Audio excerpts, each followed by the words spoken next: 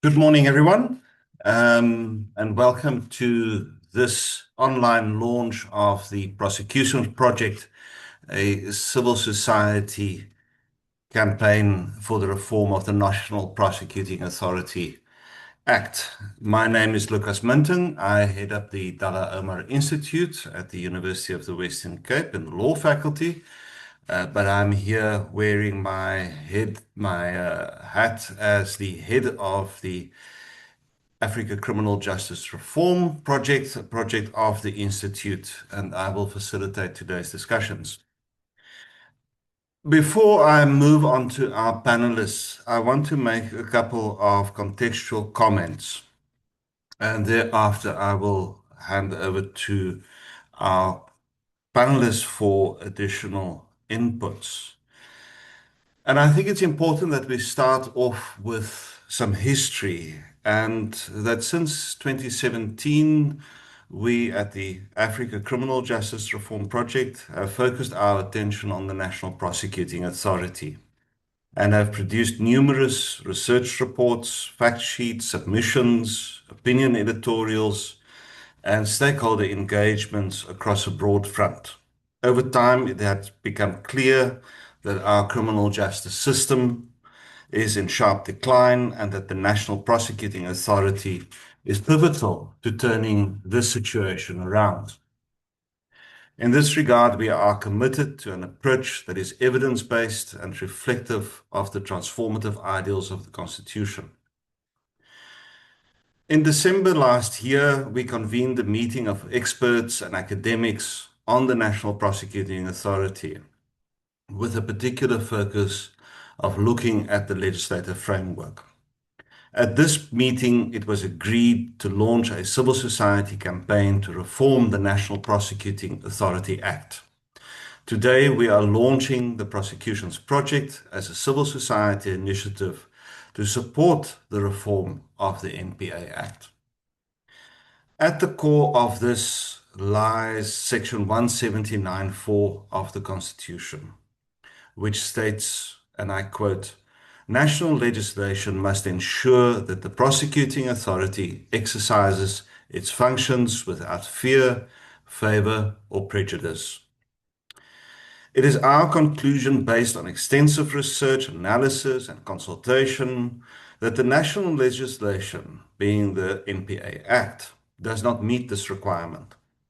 We are further of the view that this problem can be addressed through reform of the NPA Act, and that this should be prioritized in the short term over a constitutional amendment.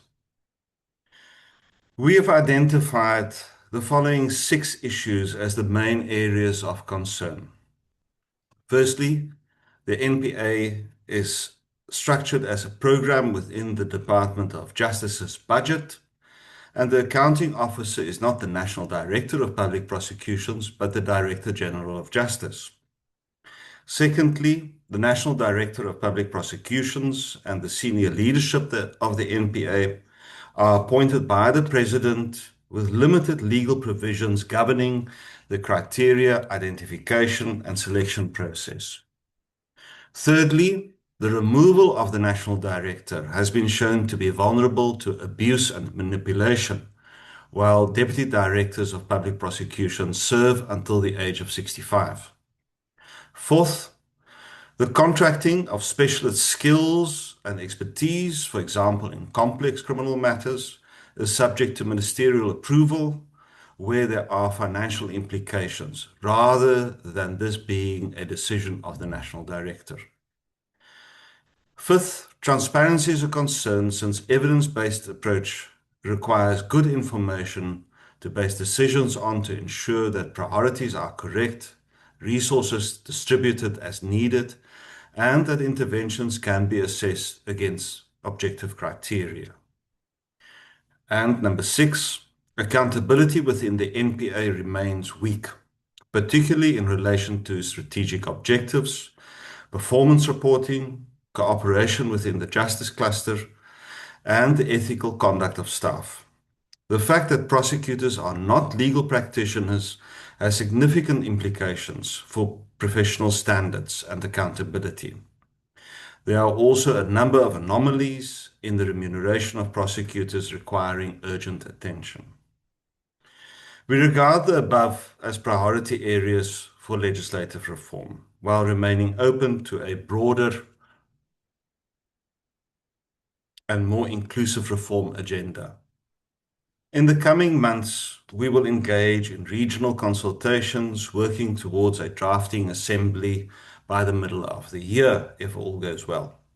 We encourage you to monitor the website and social media for developments around the campaign. We also encourage you to use your own networks and local opportunities to draw attention to the need for reform of the NPA Act. Institutionally, the campaign is a civil society initiative hosted by the Africa Criminal Justice Reform Project at the Dullah Omar Institute within the University of the Western Cape. The campaign is made possible through the generous support of the Open Society Foundations, for which we are grateful.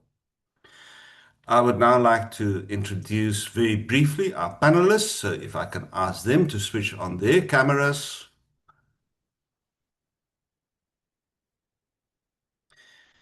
And I'm going to deal with them in the order I have them on my list. So firstly is Jean Redpath, a senior researcher at the Dullah Omar Institute.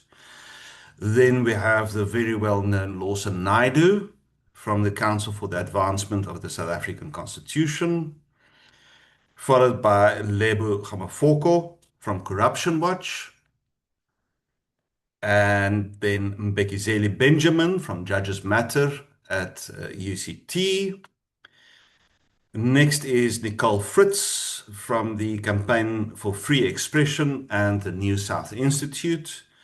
And lastly, Suhaifa Bamji of the University of KwaZulu-Natal. Thank you.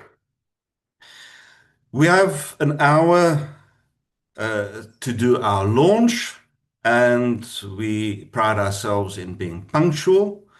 And I'm giving each of the speakers 7 minutes maximum, and we'll give them a 2-minute signal. So please ensure that your cameras are switched off if you are not speaking. I'm going to take the speakers one after the other, and then we will, once we've had our last input, turn to comments and questions posted in the inbox or the chat box and ask our panelists to weigh in on these. Just two further matters. Please note that this webinar is being recorded. And secondly, we encourage everyone to make use of the chat box to pose questions and comments. And I estimate that we will have some time left over, and then we can take comments and questions or pose that to our panelists, but we will not be taking any voice inputs today. So without any further ado, I want to hand over to Jean Redpath as our first presenter. Thank you. Good morning, everyone. I hope you can see what I'm sharing on the screen. Although, as Lucas said, Africa Criminal Justice Reform has been working on the NPA since 2017, I have personally been working on the NPA for more than 20 years. So what I'm going to be showing you is some data which goes back in time to see where we are, in fact, and why we think that the legislation must change. After working on this since about 1998, I'm absolutely convinced that the choices we made in 1998 on certain key issues, some of the amendments subsequently, have not given us the type of modern prosecuting authority that we need to deal with current challenges. Obviously, there have been other problems in the criminal justice system which also affect some of the trends that I'm showing you. But in many ways, the prosecuting authority as a relatively small institution is the easiest to fix and the quickest win. And we believe that changing the law will be a big part of that reform. So in my first slide, I have the core business of the NPA is to prosecute cases and to secure convictions. And what we see since approximately 1996, 1996 to 1998 was the period before the National Prosecuting Act, and at that time we achieved around 200,000 convictions. SAPS also occasionally provides data on the number of serious crime convictions, and that's the line in red. And you can see that over that initial period, that there was initially a large increase to above 300,000 convictions per year. However, we must remember what I remember about that time between about 2002 and 2005 is that was achieved with a huge effort of Saturday courts, additional courts to push those figures up. It was an unsustainable way of operating to push those figures up. So, and that continues, that sort of figure continues to about 2005, 2006. And then we see a dip, and then what seems to be like hovering around the 300,000 mark. But in reality, what was happening over that time is the serious offenses were systematically replaced with convictions for drug offenses. And these were, we know now, primarily convictions for small amounts of cannabis. This is apparent because after the Constitutional Court judgment in 2016, 2017, we see a huge drop in the total number of convictions. So hidden from us during that interim period between about 2008-9 and the Constitutional judgment was the sea change in the nature of the convictions. Then we see something of a collapse, which is a result of the COVID-19 lockdown in 2019, 2020, and a very slight recovery thereafter and a leveling off to the current level that we currently see, which is below what we achieved in 1996. Now, in my view, this result was baked into the trends that we saw back then. In 1998, about 500,000 cases, off around 2.5 million crimes reported, actually entered the courts, and we achieved around 200,000 cases, which resulted in more sentences than cases. This is because often there are more charges and people in each case. However, by 2004, 2005, that picture had changed. We had many more enrollments off a similar number of crimes that are reported to SAPS, but only a slight increase in convictions and a drop in the number of imprisonment sentences. Fast forward to 24, 25, we're enrolling fewer cases than ever, and we are getting very few convictions and fewer still sentenced admissions. Sentenced admissions, not that I'm a proponent of imprisonment in all cases, but they are an indicator of the seriousness of the offenses that are proceeding through our courts. Now, this picture of reduction over time is closely related to delay. And I'm grateful to the Democratic Governance and Rights Unit that has allowed us to use the data in their project on the courts, on the regional courts. Back in 1999, I think it was, there was some controversy about extending the definition of backlog from a case that was 6 months to a case that was 9 months old in the regional court. However, the trends we are now seeing in the regional court are well in excess of what is the definition of backlog, which still applies. If you look at the darker bars, they give the number of days of cases that were actually finalized in 2024. Finalized does not necessarily mean a conviction. In fact, the 2 vast majority minutes. were withdrawn. And then we have the gray bars, which are the cases not yet finalized. And what we see in there is that those are even longer, which means in the future we can expect closed cases to have taken even longer. And we're looking at very long periods. A quarter of cases are taking more than 3 years to get through the system. Then if we look at specialized commercial crime, the unit that deals with the very serious kinds of commercial crime, again, a picture of delay, which has again led to a reduction in the number of convictions per year, down to really a handful. Now, if we compare that to the reported commercial crime, which has accelerated in a most alarming fashion since 2006, 2007.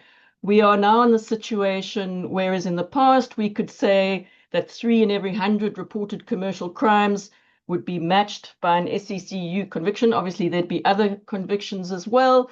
Now we're in the situation where 2 in every 1,000, and that's simply insufficient to send a message to citizens about commercial crime and to provide any kind of deterrent and to exert any kind of preventative impact. Looking closely at the legislation, there are many problems with how our prosecuting authority is structured, and I think the other speakers will speak to that. Thank you. Thank you very much, Jean. Jean stuck very well to time. If I can hand over to Lawson, please. Thank you. Thanks, Lucas, and good afternoon to everyone. I'm going to deal with issues relating to the appointment and dismissal of the senior leadership of the NPA in the context of this discussion. But before doing that, very briefly, I think it's important to reflect on and to understand the historical context of the establishment of the NPA in 1998. Pre-1994, the Minister of Justice had full control over the attorneys general across the country.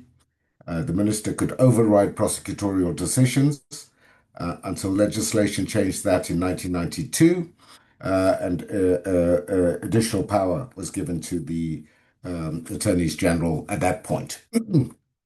What we have in the 1996 Constitution is a compromise between the autonomy of the NPA as well as executive accountability for the institution. And this is set out in sections 179.4, which Lucas read earlier, and subsection 6, which deals with the issue of the Minister of Justice having final responsibility over the NPA.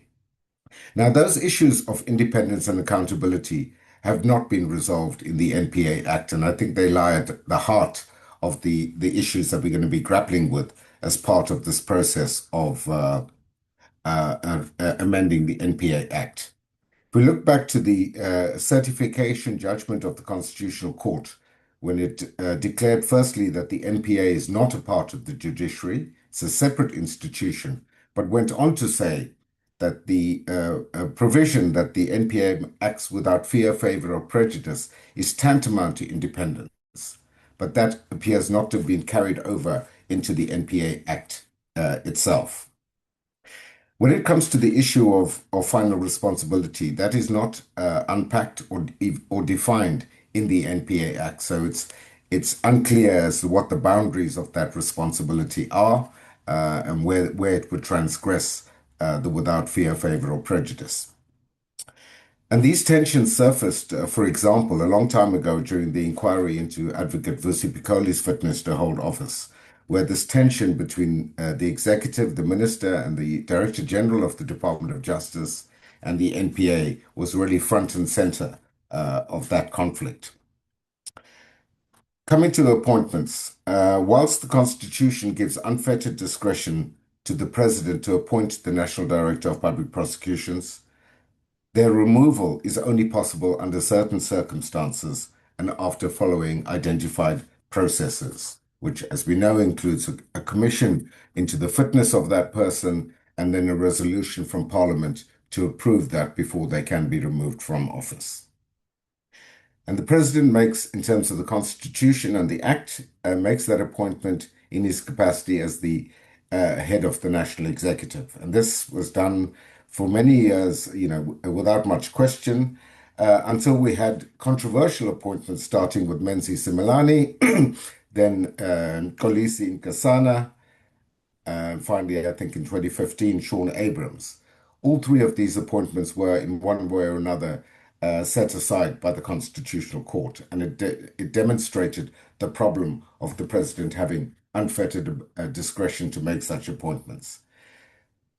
Ramaphosa, on the other hand, has established two panels, one in 2018 and another one, as we know, very recently, to appoint the last two NDPPs, Shamila Batoy and now Andy Mothibi. The compositions of those panels in the two instances were very different. It was a much more legally weighted panel in 2018 than it was recently. But the problem is that this process, which is to be welcomed because it does provide for an open, transparent, and competitive process, has not been legislated. And therefore, a future president would not be bound by that. And we saw the decision of the Gauteng High Court yesterday, declaring that the president's appointment of Andy Mothibi was lawful, even though he did not go through an interview process. So I think the issue of the panel needs to be encapsulated into an amended act. It needs to cover issues such as the composition of that panel, and also extend that panel process also to the deputy national directors of public prosecutions, who currently are now appointed again by the president in consultation with the minister and the national director.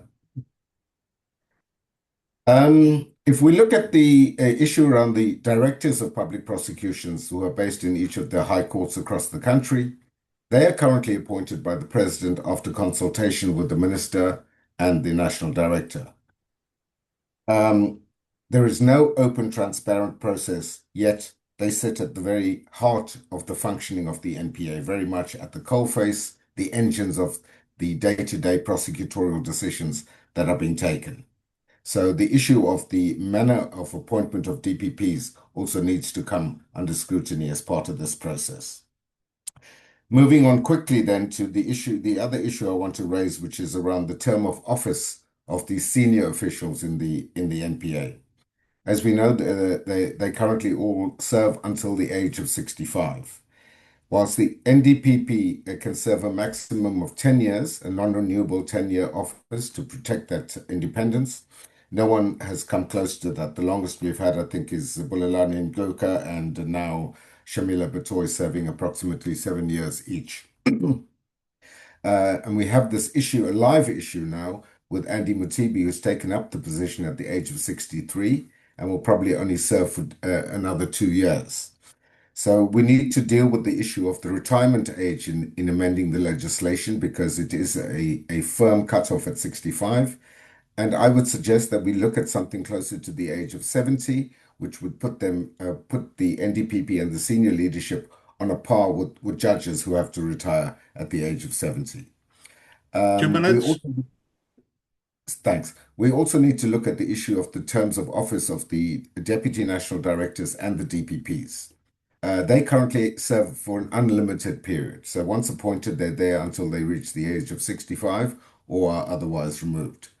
There's an argument to be made for both deputy national directors and the DPPs for them to have term limits as well, to ensure succession and a flow of new people coming into the institution. But simultaneously, when they reach the end of that period, we don't want to lose them to the system. So the issue Lucas mentioned earlier about remuneration practices in the NPA become important, because how do you retain those skills and expertise once they've finished that process?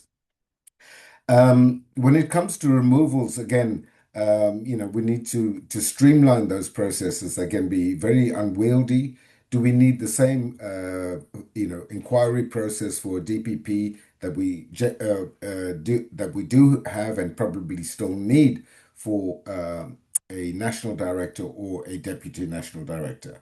So I think those are really just some of the issues that we're going to have to grapple with. The answers are not always easy or obvious, but we need to engage in the process to find solutions to make the leadership of the NPA more secure, more independent, more accountable, but also more effective. Thanks, Lucas.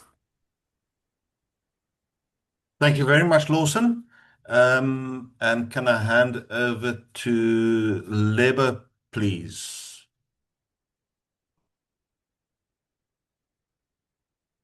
Lebo?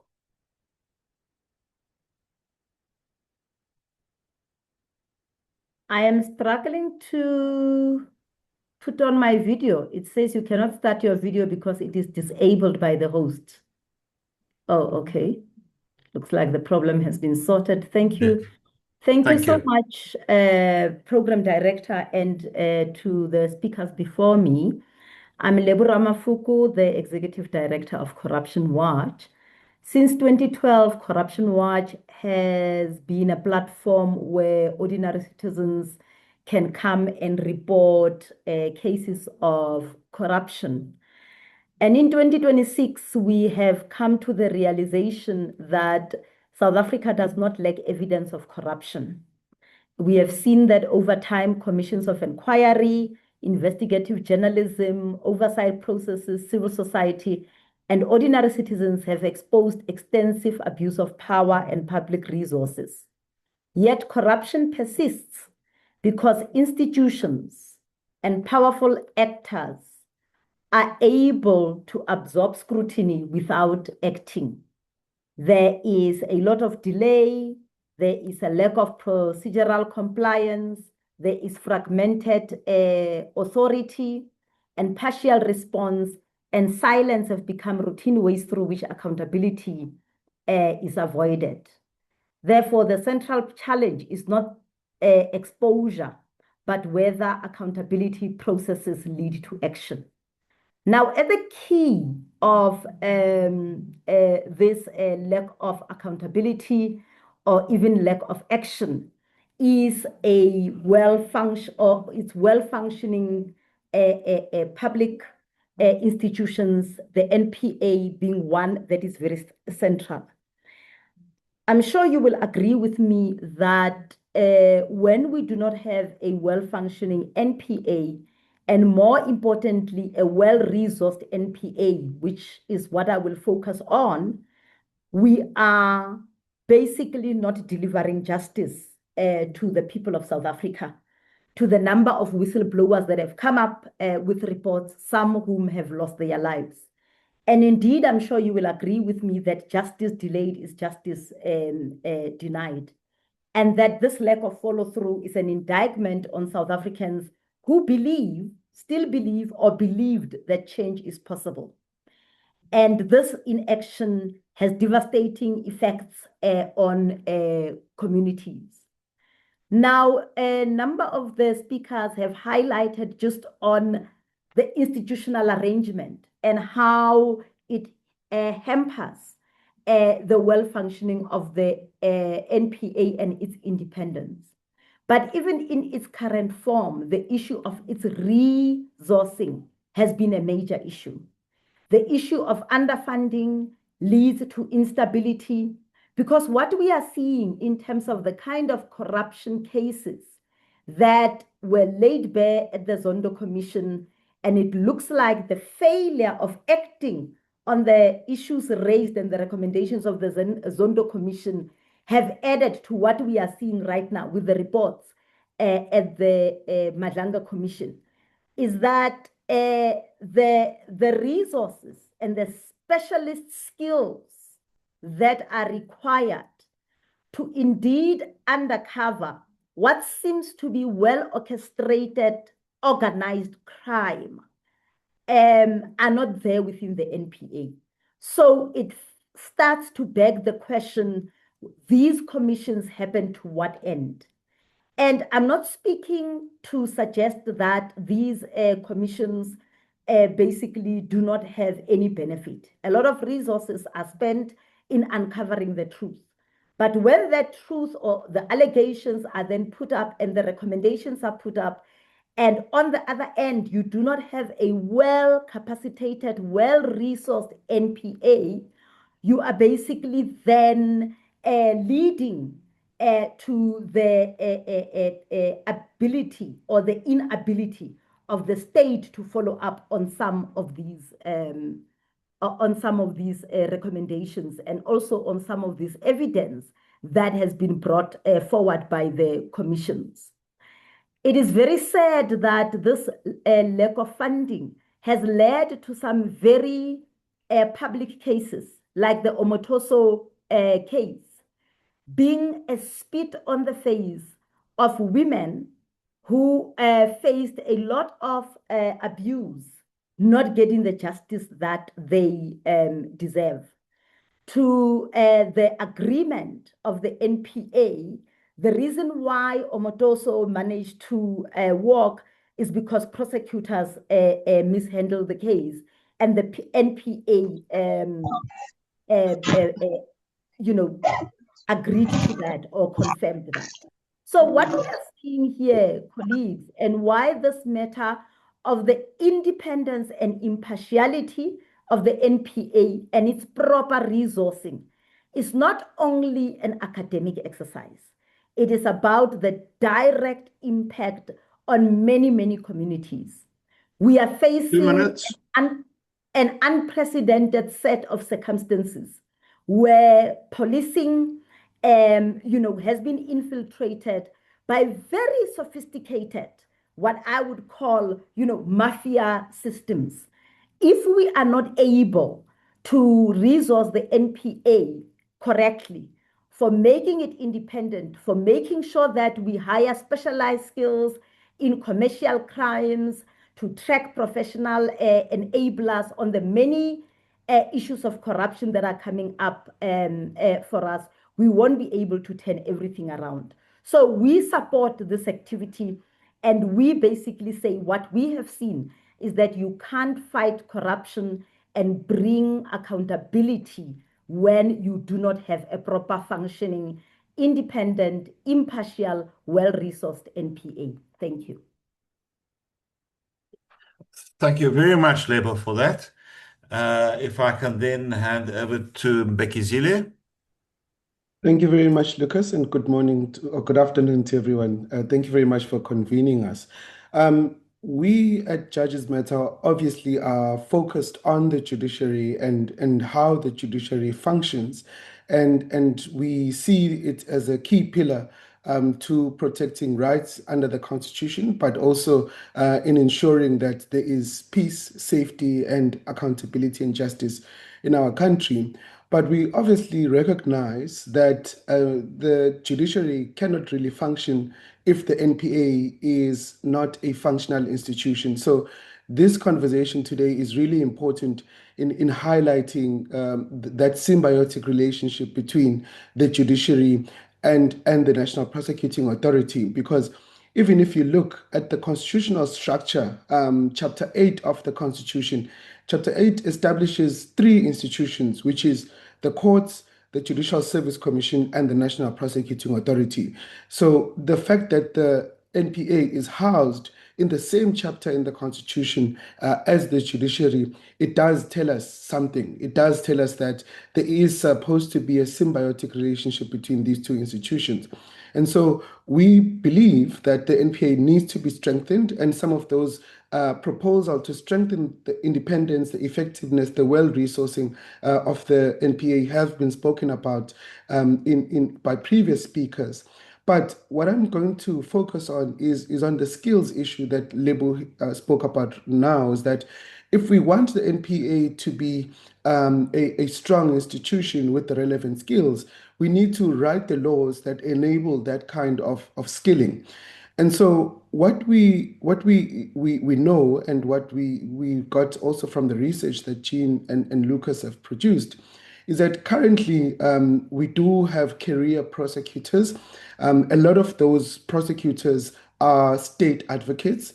They are people who are admitted as advocates in terms of the Admission of Advocates Act of 1995 and the Right of Appearance in Court Act. So they are basically admitted through old order legislation. So legislation that is pre-2018, because in 2018 there was a major shift in the admission of legal practitioners in South Africa, which came with the Legal Practitioners Act. And so the requirements that were introduced by the Legal Practice Act do not necessarily then apply to people who want to be career prosecutors, especially those who graduated with their law degrees after 2018.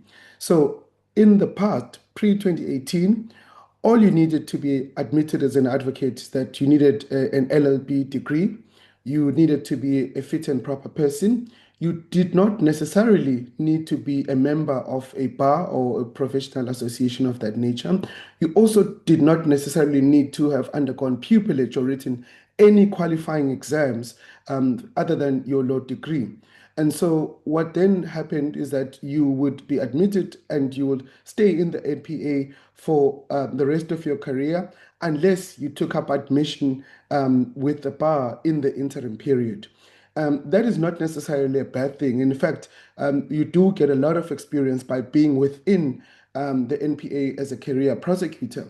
But I think what we understand right now, that with the complexities of the crimes that we are facing, is that we do need a bit of a revolving door.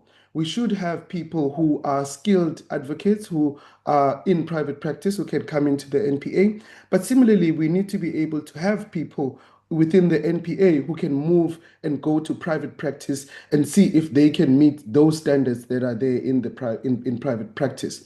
So essentially, what we need is a reform in the laws that govern the admission of state advocates in particular. So advocates who apply their trade in the National Prosecuting Authority.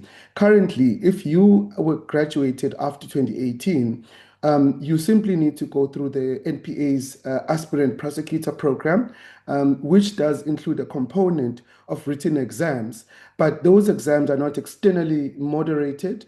They are also not recognized by the private sector, so private practice or even the Legal Practice Act. You can't use the exams you've written in the NPA to qualify yourself as a practitioner outside of the NPA. And so we that obviously makes people not be interested or not be willing to actually go out of the NPA as part of that revolving door process. Because in as much as yes, you will stay in the NPA and build your skills and expertise there, but you also need to be able to leave and open up opportunities for others Two who come in minutes. and for others to come in and work in the NPA. And when you compare this to after 2018, the reality for advocates is that for you to be admitted in terms of the Legal Practice Act and registered with the Legal Practice Council, you need, yes, your law degree, but you also need to write at least 5 exams, competency-based exams that are recognized by the Legal Practice Council. If you need additional admission into a bar, you might write additional exams there. And so one can see that in the private sector, for you to be an advocate, the standards are much higher. In the NPA, they are not the same. And so we do need that equality, but also we need it for regulation. If you're not regulated by the Legal Practice Council, then it does make it difficult to hold you accountable as a prosecutor. The Omotoso case that Lebo just spoke about is an example of that. If there is a failure in prosecutorial ethics, yes, the NPA can take action against that person, but the Legal Practice Council cannot necessarily take action if that person is not a member of the Legal Practice Council. So what we need to strengthen the NPA is to equalize those standards, hold them to the same standards that they will face with their opponents are facing, and that will also assist in strengthening the institutional strength of the NPA. Thank you, Lucas. Thank you very much, Mbex. If I can then hand over to Nicole Fritz. Thank you. Thanks very much. Colleagues, it's a privilege and pleasure to be part of the launch of the Prosecutions project, and to do so at this moment when reform of the National Prosecuting Authority is not just urgent, but overdue. I do so in my capacity as Executive Director of the Campaign for Free Expression.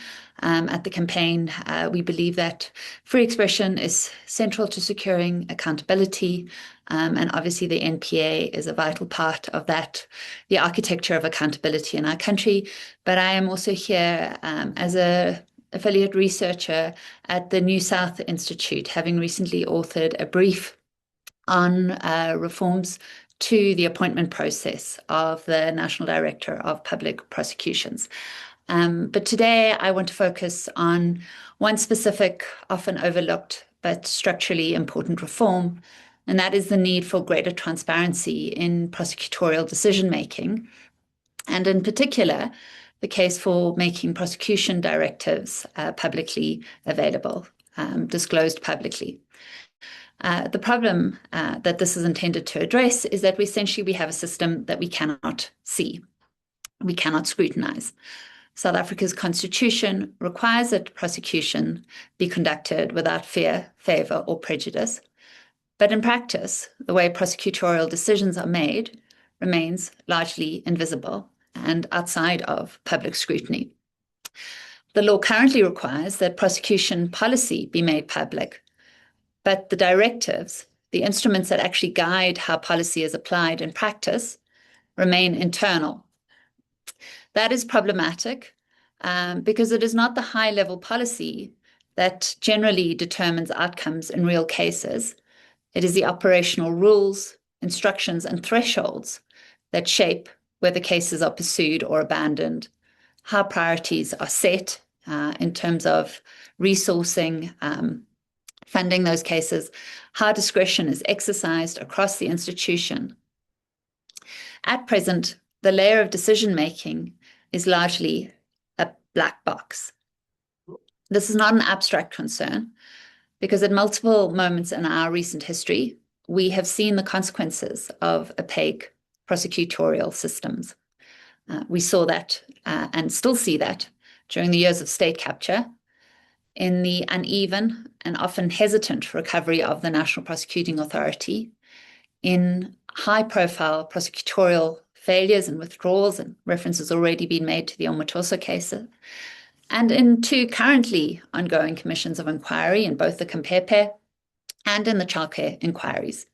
In each of these, a common pattern has emerged. Decisions of enormous public consequence are taken, but the framework within which they are taken is not visible, not testable, and not accountable. We are left asking, were internal rules followed, or were they ignored? Were they shaped by improper influence? And all too often, the answer is we simply cannot and do not know. The proceedings before the Kempepe inquiry currently focused on prosecutions relating to TRC cases and apartheid-era crimes bring this into sharp relief.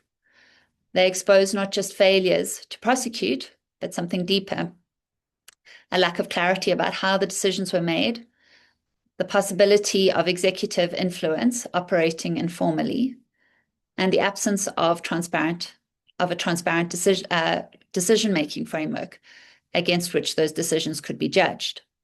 Similarly, in the Mokgoro inquiry, which looked into the fitness of Nomqobo Jiba and Lawrence Mkhwebi, and in the findings of the Zondo Commission, both of those point to the misuse of prosecutorial authority, to selective decision-making, and institutional vulnerability to interference. But none of those processes explicitly called for the publication of prosecutorial directives. Still, collectively, they revealed a system in which discretion is exercised in conditions of opacity, and that opacity enabled both inconsistency and abuse. Making public prosecution directives publicly available would not solve every problem, but it would do three critical things. First, it would create a baseline for accountability. We as the public would be able to assess whether decisions align with stated internal standards or depart from them. Second, it would promote consistency across the National Prosecuting Authority. At present, authority is fragmented and exercised inconsistently across the different directors of public prosecutions. Transparency would help ensure that discretion is exercised more evenly across that system. And thirdly, it would strengthen independence. Transparency is not the antithesis of prosecutorial independence. It is one of its safeguards. When the rules are visible, it becomes much harder for informal pressure or political interference to shape outcomes behind closed doors. 2 minutes. What would reform look like? A targeted amendment to the National Prosecuting Authority directed at making prosecution directives publicly available would require the publication of these general prosecution directives, but would allow for the redaction of genuinely sensitive operational details and distinguish between broad normative guidance, which would be public, and case-specific or tactical decisions, which should remain confidential.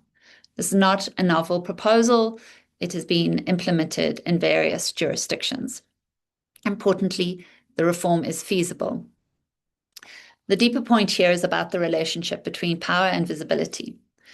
The power to prosecute or not prosecute is one of the most consequential powers the state exercises and holds. If that power is exercised through rules that are hidden, that are outside of public scrutiny, accountability is weakened and public trust eroded. But if those rules are visible, discretion still remains and obviously a vital component of a prosecutor's powers and functions. That discretion remains but is disciplined. In conclusion, the reform of the NPA is going to require many things. It's going to require better leadership, structural change, legislative reform, and sustained political will on the part of our senior leadership in the executive. But part of that legislative reform will require an amendment to ensure that the system by which prosecutorial decisions are made can be seen and scrutinized, understood, and where necessary, challenged. Thanks very much. Thank you very much, Nicole, for that input. If I can then hand over to our last speaker, Suhaifa. You've Thanks, got Rob. I'm just also having a problem with my video. If you could just...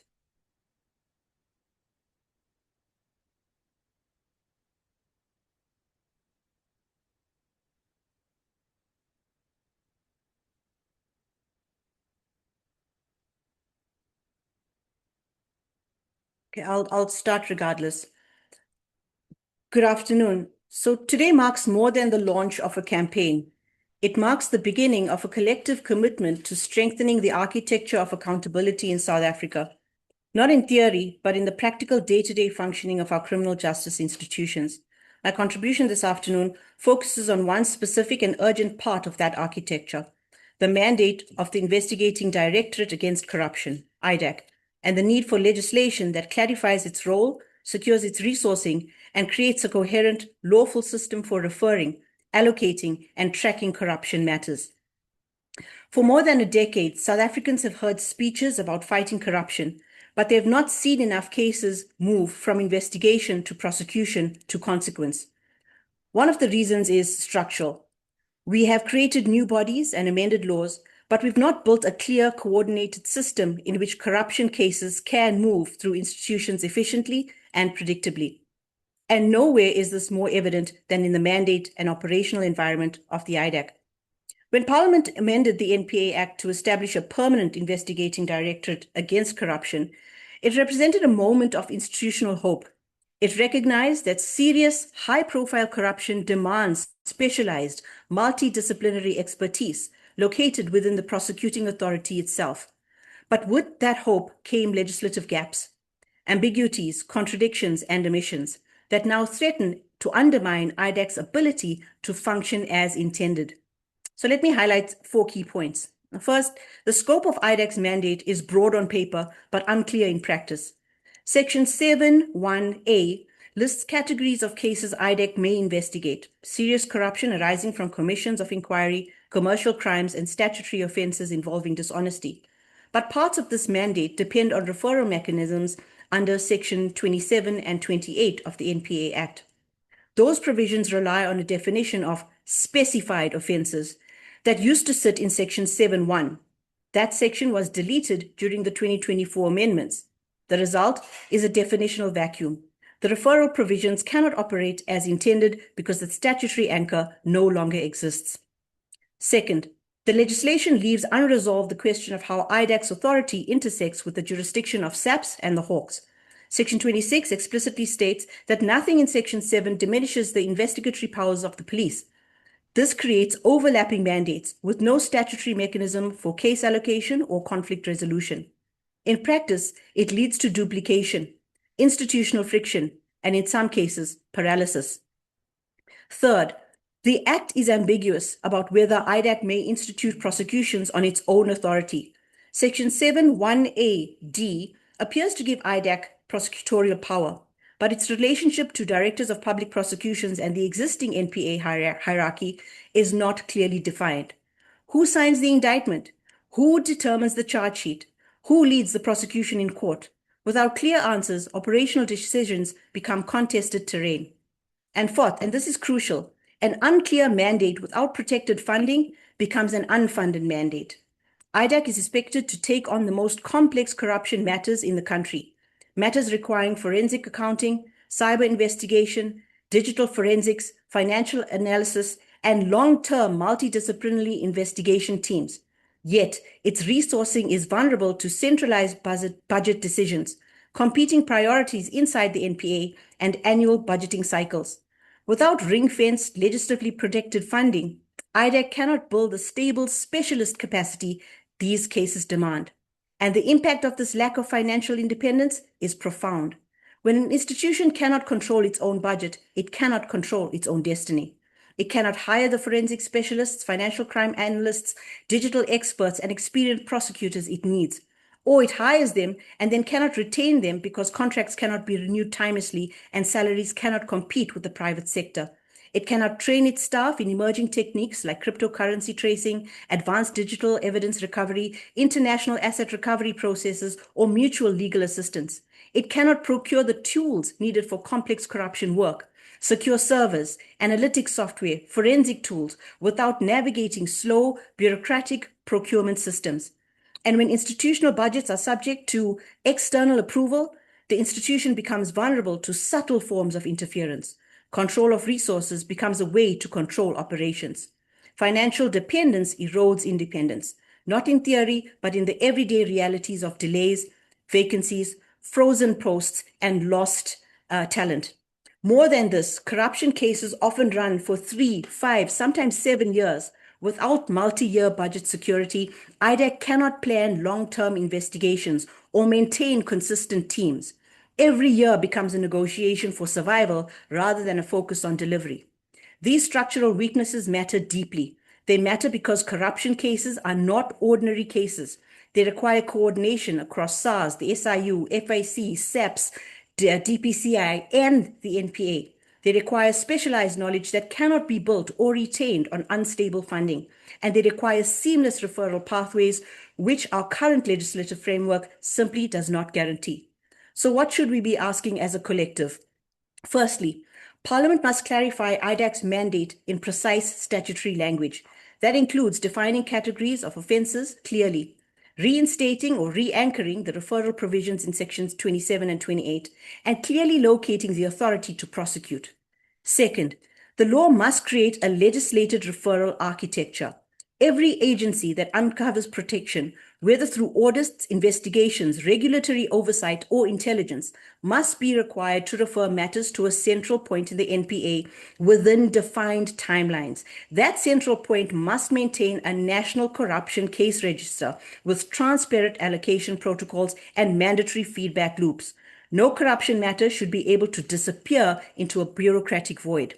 Third, the legislation must mandate transparency. Aggregated reporting on referrals, investigations, decisions, and progress is essential not only for public trust, but for Parliament's oversight role. And finally, IDAC needs financial independence within the NPA through ring-fenced funding protected in law. Without protected resources, independence becomes theoretical. With them, IDEC can build the specialized, stable capacity necessary to drive South Africa's anti-corruption agenda. Friends, none of these reforms require new institutions. They require the 4 C's: clarity, coordination, courage, and cash. If we can clarify IDEC's mandate, fix the referral mechanisms, secure protected funding, and embed transparency, we will remove any of the obstacles that have weakened our anti-corruption response for more than a decade. Now, as we launch the prosecution project today, let us commit not only to independence, but to coherence. Independence means little if cases cannot move through the system. Coherence ensures that every agency knows its role, every case has a home, and every delay has a reason we can interrogate. If we can achieve that through legislation that is principled, precise, and practical, then IDEC can become what it is meant to be: a credible, effective engine for accountability. Thanks. Thank you very much, Haifa, and thank you to all our panelists for sticking to time. I was hoping there would be time for fielding a few questions, but it appears that we are at 1 minute to 1 o'clock. And so what I do want to do in the last minute or so is to direct you to the website of the Prosecutions Project. There is a large volume of information there, and this will be our primary vehicle for communicating with you and sharing information, and that will be supported by social media as well. Let me just see if the technology is on my side and I can share the website screen with you. Is that working, Jean? Yes, it's working. Okay, so this is our website with a very simple URL, prosecutionsproject.org.za. And what you see there is the basic descriptions of what are the issues, what do we want changed, what are the resources available. There's space for you to also get involved in if you want to make a contribution in terms of advocacy. And there's also a brand new paper from Jean on legislated to fail. The NPA is not delivering the outcomes South Africa needs. There's our media release.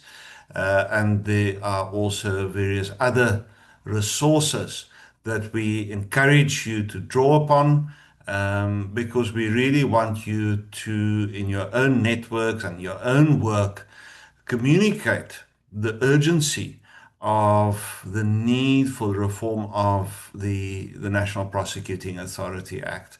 We're sitting with a piece of legislation that is no longer fit for purpose, and we are facing some very serious, not only crime, but governance challenges in South Africa.